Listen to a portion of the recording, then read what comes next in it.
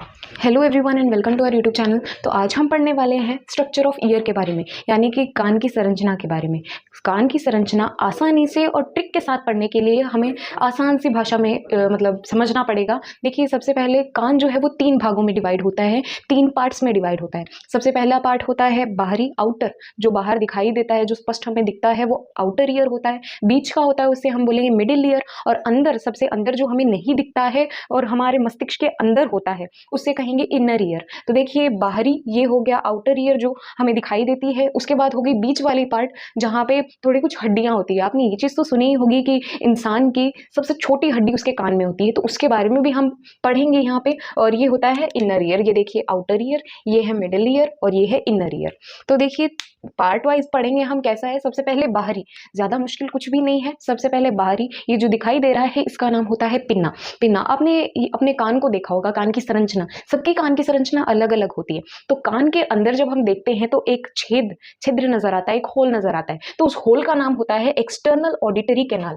देखिए, विजन देख सकते हैं, हम फोन में चलाते हैं कुछ तो वीडियो देखते हैं, तब विजन होता है, वो एक वीडियो होती है। जब हम बात करते हैं ऑडियो की, ऑडियो सिर्फ सुनना, तो ये देखिए एक्सटर्नल मतलब बाहरी, ऑडिटरी कैनाल, ऑडिटरी का मतलब सुनने के लिए, कैनाल मतलब एक पाइप, एक्सटर्नल ऑडिटरी कैनाल। तो ये आपको छिद्र दिखता है, इसका नाम होता है एक्सटर्नल ऑडिटरी कैनाल। और आपने ये चीज सुनी होगी कि अपने मम्मी पापा पेरेंट्स, ये लोग ऐसा कहते हैं कि कोई भी शार्प नुकीली चीज से कान साफ कभी मत किया करो, ये कान के पर्दे फट जाएंगे। वो बात करते हैं इस ईयर ड्रम की। तो ये हो गई एक्सटर्नल ऑडिटरी कैनाल। और आगे जाते ही एक ईयर ड्रम मौजूद होता है यहाँ पे। जब मना किया जाता है कि कोई नुकीली चीज से कान साफ नहीं करना चाहिए, वो इसलिए किया जाता है कि जब हम किसी नुकीली चीज से कान साफ करते हैं तो ये चीज यहाँ पे ईयर ड्रम को नुकसान पहुंच सकता है। और ईयर ड्रम को नुकसान पहुंचेगा तो हमें अंदर सुनने में बहुत मुश्किल होगी। आवाज जो है वो हमें सुनाई देगी, पर क्लियर क्या है, थोड़ी आवाज सुनाई देगी, थोड़ी आवाज नहीं सुनाई देगी, ये चीज की ऐसी प्रॉब्लम है। तो ये पिन्ना का मेन काम ऐसा है कि ये आवाज को कलेक्ट करता है, इकट्ठा करता है आवाज को, और इस छेद के अंदर से यहाँ पे अंदर ईयर ड्रम तक भेजता है। तो ये चीज थी अपने आउटर ईयर की, बाहरी जो कान हमें दिखाई देता है उसमें ये 3 चीज मेन होती है, ये चीज। और एक छोटी सी चीज ऐसी कि यहाँ पे एक स्टैचियन ट्यूब होती है, एक ऐसी ट्यूब जो हमारे फेरिंग्स तक जाती है, हमारे गले तक जाती है। जब भी आप कुछ निगलते हैं तो हमारे कान में हमें सुनाई देती है वो चीज, क्योंकि यहाँ पे एक ट्यूब मौजूद होती है जो हमारी गर्दन तक जाती है, उसका नाम होता है स्टैचियन ट्यूब। तो ये मेन चीजें हमने देख ली है। बाहरी कान में होता है, एक तो पिन्ना होता है, एक होती है एक्सटर्नल ऑडिटरी कैनाल जो इस छेद को कहते हैं, और जो कान का पर्दा हम जिसे कहते हैं वो ईयर ड्रम है। ईयर ड्रम का दूसरा नाम टिम्फैनियम भी हम कह सकते हैं। तो ईयर ड्रम और लास्ट होगी स्टैचियन ट्यूब। तो ये सारी चीज थी आउटर ईयर की। अब हम बात करेंगे मिडिल ईयर की। मिडिल ईयर में भी ज्यादा कुछ भी नहीं है, यहाँ पे भी एक छोटी सी चीज है, ईयर ऑसिकल्स।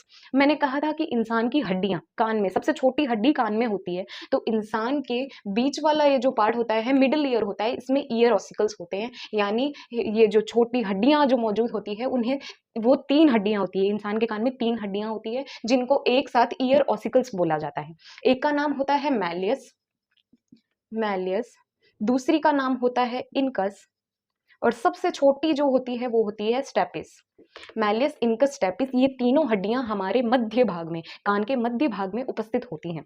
तो ईयर ऑसिकल्स कह दें या फिर 3 bones are present in human middle ear portion, मतलब ऐसा अगर कहें तो भी सही है ये बात।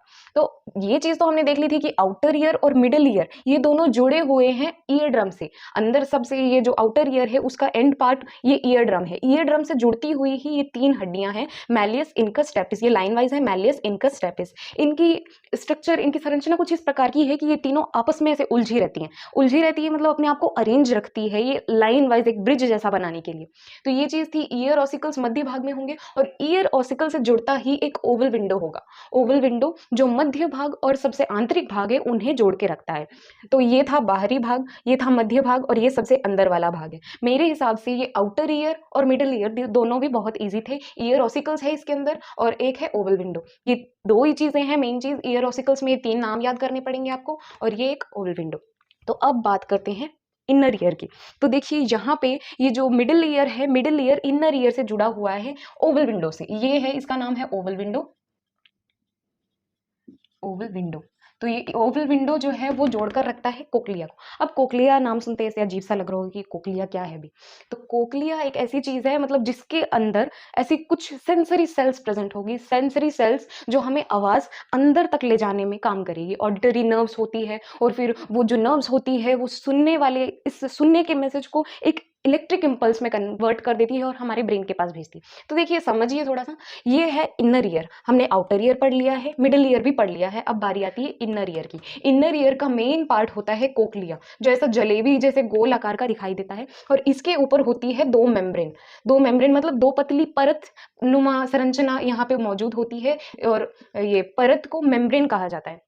तो ये जो ऊपर वाली मेम्ब्रेन होती है, जो ऊपर वाली परत होती है, इसका नाम होता है रेजिनर मेम्ब्रेन, और नीचे वाली जो परत होती है उसका नाम होता है बेसिलर मेम्ब्रेन, क्योंकि ये बेस में है, नीचे वाली साइड है, इसलिए बेसिलर मेम्ब्रेन, और ये ऊपर वाली रेजिनर मेम्ब्रेन। तो ये बेसिलर मेम्ब्रेन जो है, इसके ऊपर कुछ छोटी छोटी सेंसरी सेल्स होगी, थोड़ी कुछ कोशिकाएं होंगी, जो आवाज जो है उसे कन्वर्ट करने में हेल्प करेगी। इसका मतलब ये है कि देखिए आवाज आती है हमारे आउटर ईयर से, और यहाँ से होते हुए एक्सटर्नल ऑडिटरी कैनाल से होते हुए ईयर ड्रम पे आके टकराती है। ईयर ड्रम पर टकराते ही, अब ड्रम नाम है तो धम करके ही वो वाइब्रेशन की साउंड आती है, तो ड्रम नाम से आप थोड़ा इमेजिन कर सकते हो कि ईयर ड्रम किस तरह का काम करता हुआ। तो ये आवाज यहाँ पे टकराकर इन तीनों बोन्स से होते हुए कोक्लिया में चली जाती है। कोक्लिया में जाने के बाद ये यहाँ पे आती है, जिसका नाम है ऑर्गन ऑफ कोटाई। मैंने कहा था कि यहाँ पे कुछ सेल्स प्रेजेंट होती है, उन सेल्स का बंडल, एक बंडल मतलब बहुत सारे बंडल प्रेजेंट होंगे, वहां पे सेंसरी सेल्स के बहुत सारे बंडल प्रेजेंट होंगे, उस पूरे बंडल को एक साथ ऑर्गन ऑफ कॉर्टाई कहा जाता है।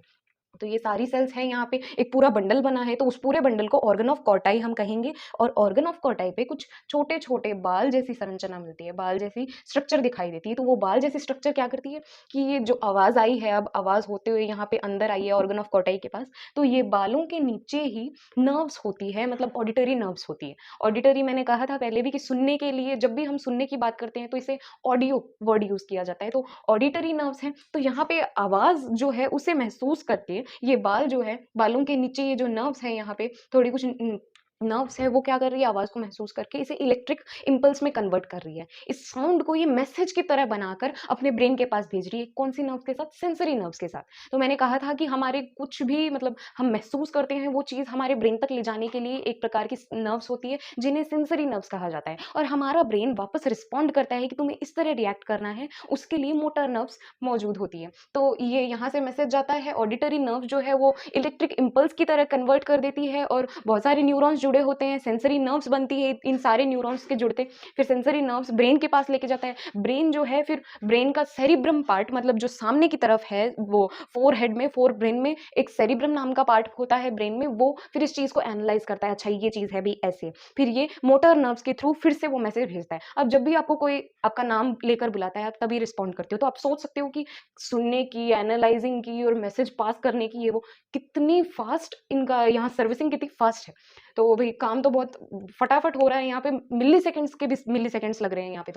तो ये तो था ऑर्गन ऑफ कोटाई। अब ये तो थी नीचे वाली चीज, कोक्लिया के अंदर ये दो परत मौजूद थी, रेजिनर और बेसिलर मेम्ब्रेन। उन बेसिलर मेम्ब्रेन के ऊपर ऑर्गन ऑफ कोटाई मौजूद है। तो ये सारी चीज तो है सुनने की प्रक्रिया, यहाँ पे सुनना चल रहा है, हम सुनते हैं, किस तरह जवाब देते हैं, वो चीज हमने देखी है। तो अब इस कोक्लिया के ऊपर ही एक ऐसी चीज मौजूद होती है जो हमें बैलेंस करने में, हमारी बॉडी को बैलेंस करने में मदद करती है, और जिसे हम कहेंगे सेमी सर्कुलर कैनाल्स। ये 3 कैनाल्स होती है, ये पूरा अपैरेटस जो है ना, सेमी सर्कुलर अपैरेटस बोलेंगे हम इसे। बाकी ये सुनने में तो कोई मदद नहीं करता, सिर्फ बैलेंसिंग में हेल्प करता है। गिरते हुए और हम जैसे से खड़े हो जाते हैं, चलो भाई बच गए, गिरे नहीं, तो उसके लिए ये 3 चीजें मौजूद होती है, 3 सेमी सर्कुलर कैनाल्स होती हैं, जिनके अंदर से एक पतली परत नुमा संरचना बाहर आती है। उस परत का नाम होता है मैक्यूला। और छोटी सी चीज और याद रखनी पड़ेगी कि मैक्यूला के ऊपर भी एक छोटे छोटे झोंपड़ी नुमा संरचना मिलती है, और उनका नाम होता है एम्पुला। बस ये मैक्यूला, एम्पुला और ये सेमी सर्कुलर कैनाल जो है, उनका ज्यादा कुछ काम नहीं है, सिर्फ बैलेंसिंग में काम करती है। मेन काम होता है कोक्लिया का, ये गोल जलेबी जैसी आपको जो दिखाई दे रही है, इसका नाम कोक्लिया है, याद रखना। और इसके ऊपर जो है, मतलब ये कोक्लिया एक हार्ड सब्सटेंस से बना होता है, इसलिए इसके हार्ड सब्सटेंस को हम बोनी लैब्रिंथ कहेंगे। और अंदर जो है फ्लूइड बना होता है, अंदर फ्लूइड जैसी स्ट्रक्चर होता है, मतलब पानी पानी जैसा होता है, तो इसलिए हम कहेंगे बोनी लैब्रिंथ एंड मेम्ब्रेनियस लैब्रिंथ। ये जो लिक्विड वाला होगा इसे मेम्ब्रेनियस लैब्रिंथ कहा जाएगा, और जो हार्ड संरचना है उसे बोनी लैब्रिंथ कहा जाएगा। तो मेरे हिसाब से बहुत इजी था। अगर आपको कुछ डाउट लगे तो मुझे पूछना जरूर, और वीडियो कैसी लगी मुझे कमेंट सेक्शन में बताना। वीडियो पसंद आई हो तो लाइक करना, चैनल सब्सक्राइब करना, अपने फ्रेंड्स के साथ वीडियो ज़्यादा से ज़्यादा शेयर करना। बाय।